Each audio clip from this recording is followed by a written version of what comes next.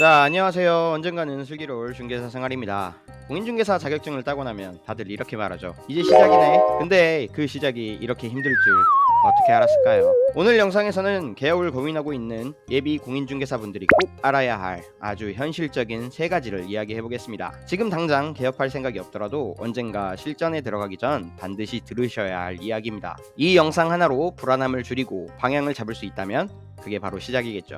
자, 시작해 보겠습니다. 자격증만 따면 손님이 줄을 서서 기다릴 줄 알았던 분들, 사무실 하나 차리면 부동산이 저절로 굴러갈 거라 생각하셨다면 그 생각 오늘 이 영상 보고 다 바꾸실 겁니다. 2024년 폐업하는 공인중개사가 1년에 몇 명인지 아세요? 무려 14,000건이 넘었다네요. 그만큼 개업을 했다가 접는 분들이 많다는 뜻이에요. 이유는 간단합니다. 생각보다 현실은 훨씬 더 치열하고 복잡하고 냉정하거든요. 그래서 오늘 이 영상을 보는 분들만큼은 최소한 망하는 루트는 피하라고 만든 영상입니다. 자, 첫 번째부터 살펴보죠. 입지보다 중요한 건 경쟁 밀집도입니다. 보통 개업을 준비하면서 가장 먼저 고민하는 게 뭐냐면요, 어디에 사무실을 차릴까입니다.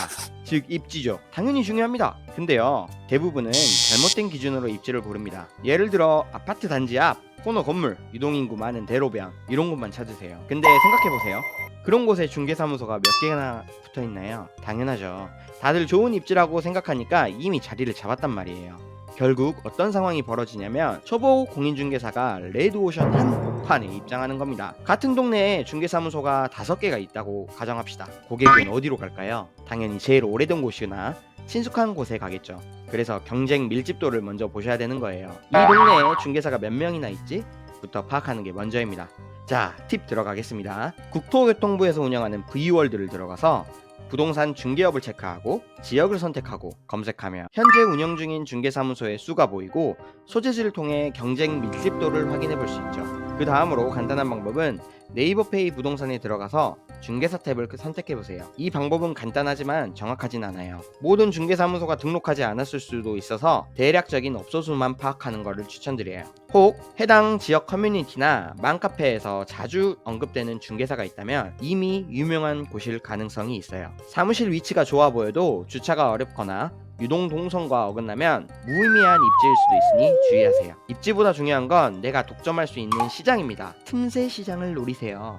예를 들어 아파트보단 빌라, 대단지보단 소형 단지, 혹은 상가 밀집 지역의 특정 블록, 이런 데는 경쟁자는 작지만 수요는 꾸준한 구역일 수도 있어요. 내가 혼자인 곳에서 시작하는 게 처음엔 힘들어 보여도 결국엔 오래 갈 수도 있습니다. 자, 두 번째 현실은 마케팅입니다. 전단지보다 전략, 그리고 블로그보단 스토리를 담아내세요. 많은 분들이 개업하면 전단지를 돌리고 블로그를 개설하고 여타 부동산처럼 본인의 사무소를 플랫폼에 등록하는 이 세 가지는 기본적으로 하고 있어요. 그런데 문제는 이게 전부 형식적인 마케팅이라는 거예요. 전단지 하루에 1000장 돌려도 전화 한두 통 오는 게 현실입니다. 블로그? 여러 템플릿을 긁어와서 글 하나 써봤자 노출도 안 되고 문의 전화가 없어서 의욕을 잃고 금방 그만두게 되죠. 그럼 어떻게 해야 될까요? 내 고객이 진짜 원하는 정보를 먼저 파악하고 내 브랜드만의 색깔을 잡아야 합니다. 예를 들어볼게요. 나는 20, 30대 자취생을 타겟으로 한다? 그럼 반지하 체크리스트, 관리비 폭탄 피하는 팁, 이런 콘텐츠를 만드는 것도 중요합니다. 상가 임대가 주력이다? 입지 말고 유입을 보세요. 망하는 자리 특징 3가지, 이런 식의 정보를 주는 컨텐츠를 만드는 것이 필요해요. 중요한 건 스토리텔링이에요. 중개사인 내가 이 집을 어떻게 알게 됐고 이 물건을 어떤 기준으로 판단했는지 이야기해주는 것이 필요하다는 거예요. 사람들은 정보보다 경험에 공감하게 돼 있거든요. 자, 두 번째 팁 들어갑니다. 블로그 대신 영상 중심의 플랫폼도 활용해보세요. 왜냐하면 내가 실제로 거주하게 될 집을 직접 보게 되면 사람들은 더욱 공감하게 되어 있거든요. 처음부터 긴 영상을 만드는 게 어렵다 생각이 드신다면 비교적 짧아서 만들기 어렵지 않은 유튜브 쇼츠나 인스타 릴스 등을 이용해보는 것도 좋습니다. 네이버 플레이스 그리고 블로그의 후기 관리도 필수적으로 해보세요. 검색 시 이미지 선점 효과도 있을 뿐더러 고객의 후기를 보고 문의하시는 고객분들이 생겨날 수도 있거든요. 그리고 모든 글과 영상에는 내 동네 기반의 키워드를 삽입해보세요. 키워드를 통해서 검색 최적화가 이루어질 수도 있습니다. 자, 세 번째는 가장 중요한 이야기입니다. 문제는 고객이 아니라 나의 태도입니다. 대부분 개업 후 3개월 안에 자신감을 잃게 돼 있어요. 아, 왜 아무도 안 오지? 전화는 왜 이렇게 없지? 이런 생각에 빠져들죠. 하지만요, 진짜 문제는 고객이 아니라 내 태도에 있는 경우가 많습니다. 한 가지 예를 들어드릴게요. 사무실 문을 열어놨다고 해서 손님이 들어오는 게 아니에요. 광고도, 홍보도, 브랜딩도 나를 알리는 노력을 꾸준히 해야 해요. 다른 중개사무소에서 다 가지고 있는 자격증만으로는 신뢰를 줄 수가 없고요. 경험이 없이는 설득력이 부족합니다. 그래서 초반엔 기회를 직접 만들고 내가 움직여서 사람을 만나야 합니다. 사람들은 이런 말을 자주 하죠. 그냥 기다려보면 누가 오겠지? 하지만 기다리기만 하다간 월세만 날아가고 멘탈도 깨지고 결국 접게 됩니다. 자, 그러니 마인드셋을 정리해봅시다. 공인중개사는 자격이 아니라 직업입니다.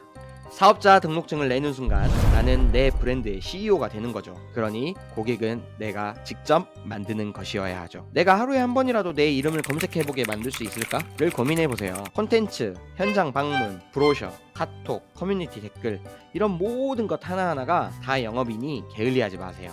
그리고 무엇보다 혼자서 끙끙 앓지 마세요. 실수도 공유하고 실패도 이야기할 수 있는 동료들이 있어야 오래 갈 수 있어요. 이 채널과 함께 운영할 카페는 그런 공간이 될 겁니다. 실전 경험을 공유하고 질문을 주고받고 함께 슬기로운 중개사 생활을 만들어갈 수 있는 그런 곳 말이죠. 아래 상세 정보에 링크 남겨놓겠습니다. 자, 이제 마무리를 해볼까요?